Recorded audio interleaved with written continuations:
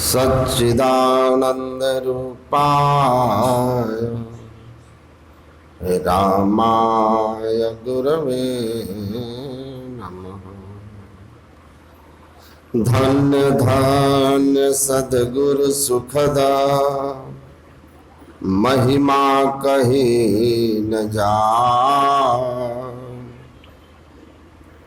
जो कुछ कहूँ तुम्हारी कृपा मोत कछु न बसा। मंचासीन पूज्य चरण साधु समाज के श्री चरणों में नमन। उपस्थित साधक वृंद, सत्संग प्रेमी महानुभाव, धर्मानुरागिनी माताओं एवं धर्मशिला बहनों, हम लोग राम भगवान और रावण राक्षस के बीच के युद्ध पूर्व राम विभीषण संवाद को पाठ और प्रवचन के रूप में श्रवण कर रहे हैं। युद्ध भगवान राम और रावण के बीच में त्रेता में हुआ था।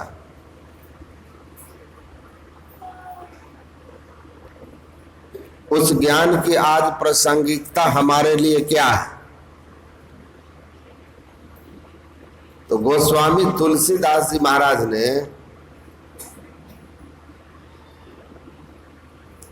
अंत में स्पष्ट करके लिख दिया कि जिस धर्ममय रथ की चर्चा भगवान राम ने किया है, वह धर्म रथ की आज भी हम सबको आवश्यकता है, क्योंकि आज भी हम लोगों के सामने शत्रु है। और आपने देखा विभीषण रावण के संबंध में कहा कि कैसे आप जीतेंगे। रावण जैसे दुर्धर्ष महाबली छली मायावी शत्रु को तो भगवान राम ने कहा कि जिस रथ पर सवार होकर के विजय श्री मिलती है, वह रथ मेरे पास है। और अंत में क्या कहते हैं? महा अजय संसार रिपु जीत सकई सो वीर, जाके असरथ हो ही दृढ़ सुनहु सखा मति धीर। भगवान श्री राम ने कहा महा अजय संसार रिपु, सबसे बड़ी कठिनाई से जीतने वाला शत्रु कौन है? जीते जाने वाला शत्रु संसार।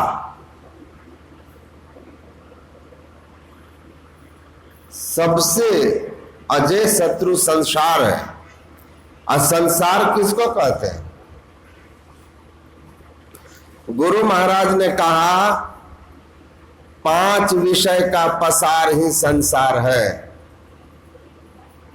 आंख का विषय रूप, इस रूप विषय का विस्तार स्वर्ग तक है, ब्रह्मलोक तक है, वैकुंठ लोक तक है।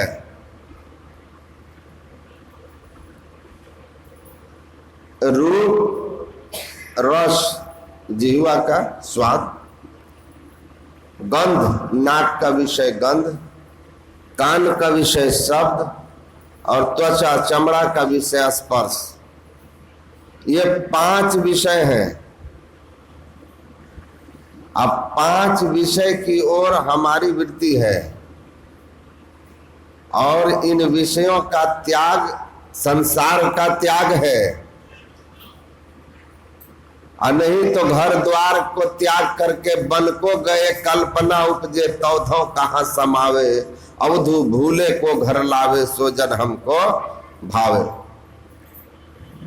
तो 5 विषय का जहां तक पसार है सब संसार है, और जब तक 5 में से एक भी विषय है तो संसार है, आई महाअजय है। इसीलिए शास्त्रकार ने कहा दुर्लभ हो विषय त्यागो। विषय त्याग, संसार का त्याग बड़ी दुर्लभ बात है, और सबसे बड़ा शत्रु तो यही है। ये कितना बार जन्म और मरण इन विषयों के आकर्षण से तो हुआ है। वास सुरति ले आवई, संसार में कौन लेकर आता है? विषय की वासना, संसार की कामना खींच खींच करके हमको बार बार इस संसार में जन्म और मरण देती है। भगवान राम कहते धर्म रथ पर चढ़ोगे तो महाअजय संसार को जीत लोगे, मतलब जन्म मरण के कारण को खत्म कर दोगे। रावण तो कभी हुआ, मार दिया गया। इस संसार में रावण से भी वीर वीर पैदा हुए हैं। बाली अपने कांख में कहते हैं रावण को 6 महीने दाबे हुए था। सोचिए वो कितना वीर था। तो भगवान राम ने तो एक ही बाण में बाली को मार दिया था, तो रावण उनके लिए क्या था? असली शत्रु संसार है, जो 5 विषय का पसार है, जिसके ओर हम लोग फंसे हुए हैं। और एक संत वे दरिया साहब, उन्होंने कहा कि रावण को खोज रहे हो तो बता देता हूं, रावण अभी भी सबके पास है। वो क्या है? तो कहते काया गढ़ कनक। शरीर जो है ना, इस सोने की लंका बड़ा कीमती है, लेकिन इसका राजा कौन है? इंद्रिया नाम मनो ना, तो मन इसका स्वामी है। और ये मन कैसा है? तो दरिया साहब कहते हैं काया गढ़ कनक मन रावना मद है। ये जो मदमस्त मन है, विषयासक्त मन है, बिगड़ा हुआ मन है, पापी मन है, यही तो रावण है। अब 5 ज्ञान इंद्रियां, 5 कर्म इंद्रियां, 10 इसके मुख है। ये दशानन रावण है मन।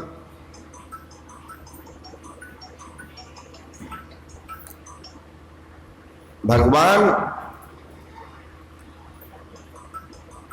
राम, और इसको काटो नहीं तो हटाओ, नीचे बैठ जाओ लगाए हो तो, नहीं तो जाओ वहां बैठ जाओ, वहां बैठ जाओ।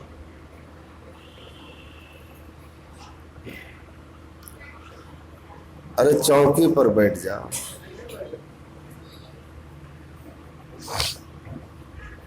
अच्छा सुनिए, हमारा जो मन है यह भी रावण है। अब भगवान कहते हैं कि सबसे बड़ा शत्रु संसार है, 5 विषय का पसार। और ये विषय के पसार में हमारा मन कैसे घुसा हुआ है, कहीं निकलता है। विषय बारी मन मीन भिन्न हो तपल एक, ताते सहो विपत्ति अति दारुण धर्मत जोनी अनेक। संसार जीतने के लिए भगवान ने यहां उपदेश किया है। कबीर साहब ने कहा ना, भवसागर को जीतना है, संसार सागर को जीतना है। सतगुरु की सेवा करे पावे परवाना हो, हैं? कहे कबीर धर्मदास से तेहि काल डराना हो। काल डरेगा, 8 पहर सन्मुख लड़े सोई बांधे बाना हो, जीती चला भवसागर सोई सूरा मर्दाना हो। तो अजय, महाअजय संसार रिपु, हम जन्म और मरण के दुसह दुख को भोगते हैं, और इस जन्म और मरण का कारण है विषयों में हमारी मनोवृत्ति का फंसा होना, हमारे मन का फंसा होना। इससे मुक्त होना है। तो भगवान ने धर्मरथ की बात कही कि धर्मरथ पर सवार हो जाओ। तो संसार को जीत लोगे, मन को जीत लोगे, रावण को जीत लोगे।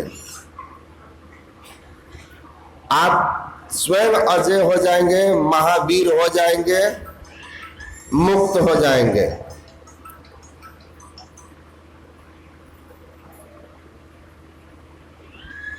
आपने सुना उस रथ की महिमा के संबंध में, सौरज धीरज तेहि रथ चाका, सत्यशील दृढ़ ध्वजा पताका, इसकी व्याख्या आपने सुनी। आगे क्या कहते हैं? बल विवेक दम परहित घोड़े, क्षमा कृपा समता रज जोरे, इस भजन सारथी सुजाना, अबिरति चर्म संतोष कृपाना। देखिए, रथ होता है तो रथ में चक्का है, ध्वजा पताका है, तो रथ को खींचने के लिए, आगे बढ़ाने के लिए, रथ को गति देने के लिए चक्का है, लेकिन खींचेगा कौन? घोड़ा।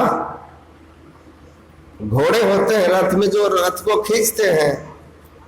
तो कहते हैं रथ में घोड़ा कौन है, और वो जो घोड़े हैं उन घोड़ों का लगाम क्या है? लगाम क्या है? और रथ पर सारथी भी होना चाहिए ना, जो लगाम को पकड़े, घोड़ों को दिशा दे। तो भगवान कहते हैं कि देखिए, बल विवेक दम परहित घोड़े, विवेक का बल, घोड़ा नंबर 1, विवेक का बल होना चाहिए। बल हो लेकिन विवेक का बल हो। सार असार को, धर्म अधर्म को, कर्तव्य अकर्तव्य को ठीक ठीक पहचानने का आपके अंदर बल हो। ये विवेक जो है ना, यह सबसे ताकतवर वस्तु है। हमारे पास जितनी भी शक्तियां हैं उनमें विवेक की शक्ति सबसे बढ़कर होती है। और इस शक्ति की इतनी महिमा है कि जिनके पास यह नहीं है, धर्मशास्त्र में उसको आंख रहते अंधा कहा गया है। को वह अंधा ही सद विवेकी ही।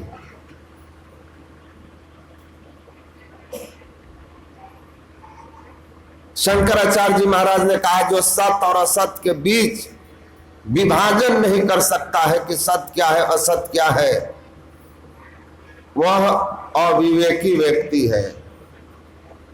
और जो ठीक ठीक विभाजन कर ले वह विवेकी है। अगर विवेक की शक्ति नहीं तो अंधा है। गरुड़ पुराण में लिखा है, सत्संगश्च विवेकश्च निर्मलम नयन द्वयम यस्य नास्ति नरः स अंधः कथम न स्याद् मार्गः। जिस मनुष्य के पास विवेक की निर्मल नेत्र नहीं है, नरः स अंधा, वह आदमी आंख होते हुए भी अंधा है। इसलिए अंधा है कि वह इस दुर्लभ मनुष्य शरीर को पाकर के जिस शरीर का उपयोग किसमें करना था, इस शरीर का कर्तव्य क्या है, गरुड़ पुराण में ही लिखा है, अनित्यानि शरीराणि विभवानैव शाश्वतः नित्यम सन्निहितम मृत्यु कर्तव्यो धर्म संग्रह। आपको यह मनुष्य शरीर मिला है धर्म संग्रह करके, इस शरीर को धर्मरथ बनाने के लिए, न कि पाप संग्रह करके इसको अधर्मरथ बनाने के लिए। संसार सागर से पार जाने के लिए मानव तन मिला, संसार रूपी शत्रु को जीतने के लिए मिला, बिगड़े हुए मन को पार करने के लिए मिला है। अब मनोले की दशा प्राप्त करके रावण पर विजय करके अयोध्या रूपी भगवान के धाम में जाने के लिए मिला है।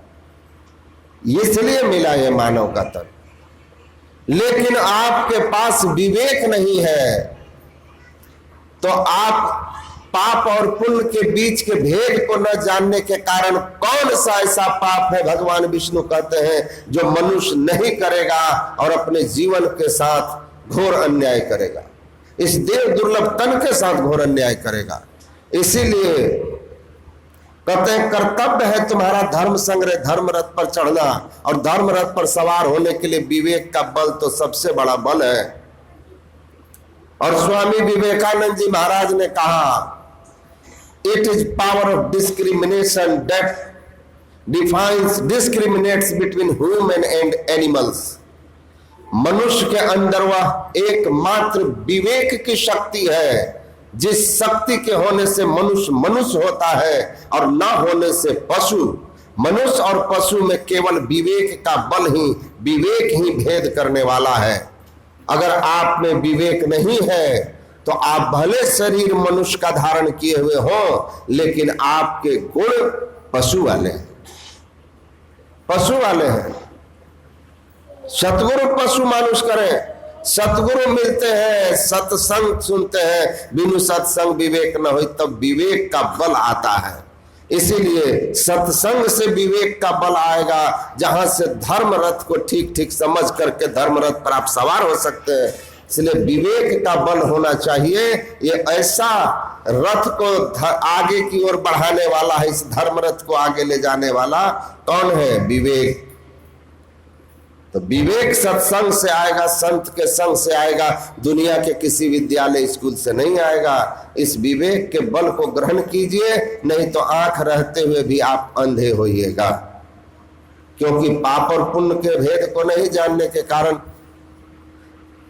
पाप भी करेंगे, परिणाम दुख होगा, नरक होगा, नीच जोनियां होगी। मोक्ष पाना था, संसार जीतना था, संसार क्या जीतेंगे? संसार चक्र में फंस करके 84 में गोता लगाएंगे। तो विवेक का बल, बल विवेक, दम। दम मतलब इंद्रिय निग्रह। इंद्रियों का निग्रह करने वाला से कौन बलवान होगा? इंद्रिय निग्रह है हमको शम का साधन, दम का साधन, इंद्रिय निग्रह। महाभारत में साफ साफ लिखा है, जिनकी इंद्रियां वशवर्ती नहीं है, जो इंद्रियों को वश में करने के बजाय इंद्रियों के वश में है। धीरे कर दीजिए, धीरे कर लीजिए। इंद्रिया वशवर्ती चतुरंगों की विनश्यति। चतुरंगनी सेना, पैदल, रथ पर, घोड़ा, हाथी, 4 तरह की सेना जिस राजा के पास होती थी, कहते थे वह राजा चतुरंगनी सेना का मालिक है। चतुरंगनी सेना से भी कोई अपने को घेर के रखा हो, सुरक्षित करके रखा हो। लेकिन महाभारत के ऋषि कहते हैं, ऐसी चतुरंगनी सेना से सुसज्जित, सुरक्षित, इंद्रियों के वश में रहने वाला, इंद्रियों को जीता नहीं है, इंद्रियां वशवर्ती है। आंख जो कहे करता है, पाप पुण्य का भेद नहीं। कान जो सुनना चाहे सुनाता है, पाप पुण्य का भेद नहीं। जिह्वा जो मांगती है उसको देते जाता है, पाप पुण्य का भेद नहीं। स्पर्श में जो मन में आता है करता है, पाप पुण्य का भेद नहीं। वे विचार स्पर्श का ही तो है। हमारी 5 ज्ञान इंद्रियां हमारे बस में नहीं है, और हम इनको स्वतंत्र छोड़ दिए हैं कि जहां जाना है जाओ।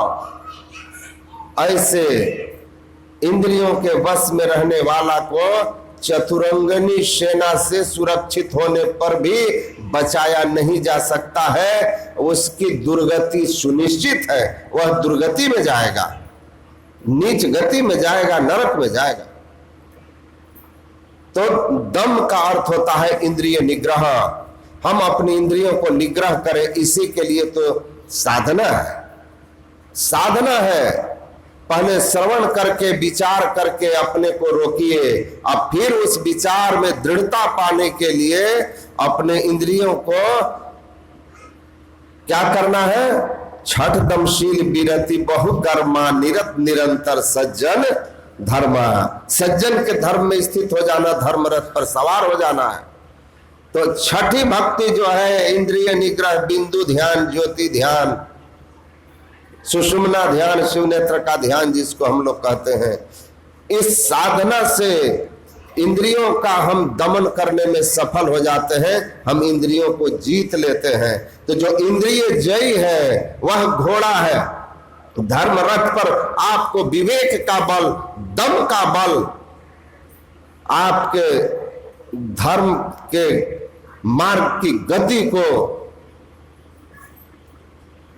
एकदम से एक्सीलरेट कर देगा, तेज कर देगा, आगे ले जाएगा। अगर विवेक का बल नहीं है, दमशीलता, इंद्रिय निग्रह नहीं है, खान पान आचार विचार का संयम नहीं है, वो कैसे आगे बढ़ सकता है धर्म के मार्ग पर? सदाचारहीन व्यक्ति रीढ़ विहीन होता है, वह धर्म के क्षेत्र में टिक नहीं सकता है। एक भी इंद्रियां आपकी अगर आपके बस से बाहर होकर अधर्म की ओर जाती है तो महावीर स्वामी ने कहा घड़ा में जल भरा हो, कोई भी छिद्र छोटा हो जाए धीरे धीरे घड़ा खाली हो जाएगा। उसी तरह पांचों ज्ञान इंद्रिया में कोई ज्ञान इंद्री जो आपके बस से बाहर की है, रूप रस गंध स्पर्श शब्द, कहीं आप आसक्त हुए हैं और उस विषय को ग्रहण करने में आप पाप पुण्य का भेद नहीं रखते हैं, तो निसंदेह जान लीजिए कि आपके 20वां इंद्रिय चौरा हरंती चीर संचितम धर्मम, यह दुष्ट इंद्रियां हमारे चीर संचित धर्म को हमसे लूट लेती है। इसीलिए दमशीलता का साधन हो, इंद्रिय निग्रह घोड़ा है जिससे धर्म की रथ की गति बढ़ती है। और तीसरा कहा बल विवेक दम परहित घोड़े, परहित घोड़ा, परहित, ये सब हम लोगों में गुण होना चाहिए। विवेकवान हो, इंद्रिय निग्रह हो और परहित का भाव हो। परहित दूसरे की भलाई, परहित सरिस धर्म नहीं भाई, अपर पीड़ा सम नहीं अधमाई। निर्णय सकल पुराण वेद कर, कहीं तात जा नहीं कोविद नर। नर शरीर धरिजे पर पीरा, करहीं तो सहई महाभव धीरा। परहित होना चाहिए। ना वह रीझे जब तब किन्ने, ना धोती को टांगे, ना वह रीझे आत्म जारे, ना काया को पखारे। दया करे धर्म मन राखे, मन में रहे उदासी, अपना सा दुख सबका जाने, ताही मिले अविनाशी। मलुकदास जी महाराज की वाणी है।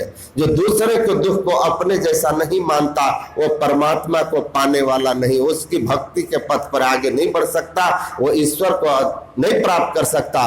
और स्वयं भगवान कृष्ण ने भी कहा है गीता में अर्जुन से, हे अर्जुन ते प्राप्नुवन्ति मामेव सर्वभूत रते हिता। हे अर्जुन, मुझे पाने का अधिकारी वही है जो जीव मात्र के कल्याण के लिए कर्मरत होता है, दूसरों के हित के लिए जो चिंता करता हो और अपने सामर्थ्य से परहित के लिए जो हमेशा तत्पर रहता हो, वही हमको प्राप्त कर सकता है। भागवत महापुराण में एक जगह प्रसंग है, भगवान ने स्वयं कहा है अथमाम सर्वभूतेषु भूतानाम कृत्यालयम अर्हेत दानमानाभ्याम मित्रया भिन्नेन चक्षुषा। कहते हैं सुनो, सब जीवों के अंदर मैं रहने वाला परमात्मा जो जीव मात्र पर दया नहीं करता, उनको जो जरूरतमंद को मदद नहीं करता, जो अपने अर्जित संपत्ति से अरहेद दान नहीं करता और दूसरों का सम्मान नहीं करता और जीव मात्र के प्रति मित्र का भाव नहीं रखता, मतलब प्रेम भाव नहीं रखता जीव मात्र से, ऐसे मनुष्य अगर मुझे पत्थर आदि की मूर्तियों में केवल भगवान मानकर पूजता हो तो मैं इसको पाखंडी मानकर उसकी पूजा स्वीकार नहीं करता। मतलब आपकी पूजा स्वीकार तब होगी जब आपके भीतर का भाव कैसा है कि जीव मात्र में परमात्मा का वास है। अब प्रत्येक जीव के दुख को दूर करने के लिए हमको उसकी सेवा करनी चाहिए, उसकी सेवा करनी चाहिए, उसकी मदद करनी चाहिए। जरूरत पड़े तो दान करना चाहिए धर्म के काम में। जो दान नहीं करते, जीवों के प्रति सम्मान का भाव नहीं रखते, समाज में मित्रवत भावना नहीं, ऊंच नीच का भाव रखते हैं, भगवान कहते हैं ये पाखंडी लोग हैं, इनकी पूजा हम स्वीकार नहीं करते हैं। तो इसीलिए परोपकार का गुण होना चाहिए, परहित का भाव होना चाहिए। मनुष्य शरीर मिला भी इसीलिए, आत्मा न मोक्षार्थम जगत हिताय च। वेदांत ने कहा आपको मनुष्य का शरीर मिला है आत्मा के कल्याण के लिए। क्या कीजिए, ध्यान कीजिए, और शरीर से जब अवसर मिल जाए तो संसार के हित का काम कीजिए। संसार के हित के, जगत हिताय च, जगत के हित के लिए काम कीजिए। जगत का हित का भाव भीतर होना चाहिए।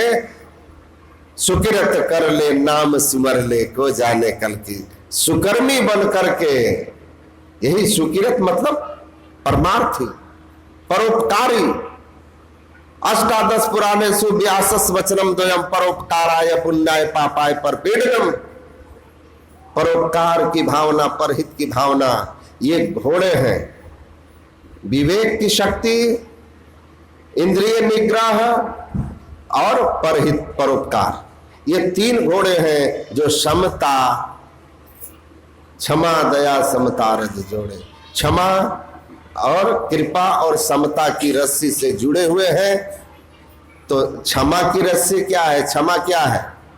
कोई आपके प्रति अपराध किया, आप सबल होते हुए भी उसको छोड़ दिए। क्षमा स्वभति उस भुजंग को जिसके पास गरल हो। आप सामर्थ्यवान है फिर भी छोड़ दिए, तब क्षमा हुआ। अब बकरी कहे बाघ को कि तुमको छोड़ दिए, तो यह क्षमा नहीं है। बाघ के सामने बकरी आ गई, अब बकरी को बाघ कहे कि जाओ तुम्हारे छोटे छोटे बच्चे हैं, अभी उसका पालन पोषण करना, मैं दया कर रहा हूं, ये क्षमा है। माफ कर दिया। अपराध किया आपके प्रति,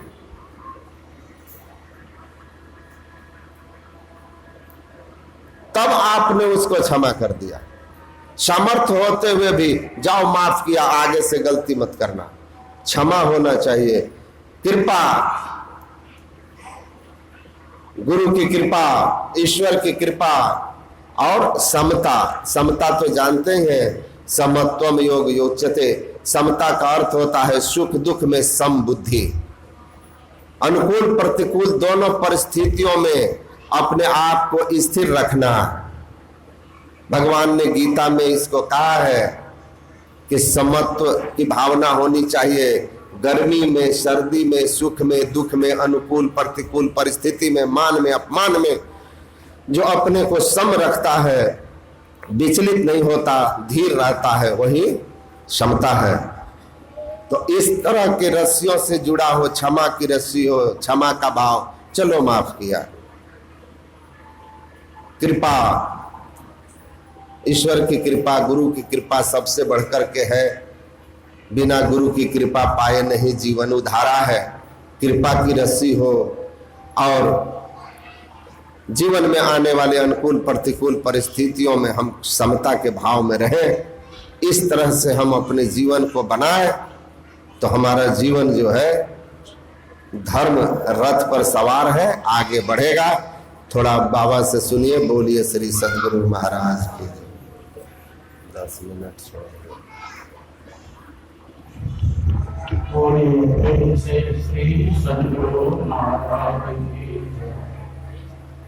अखंडानंद बोधाय शिष्य संतान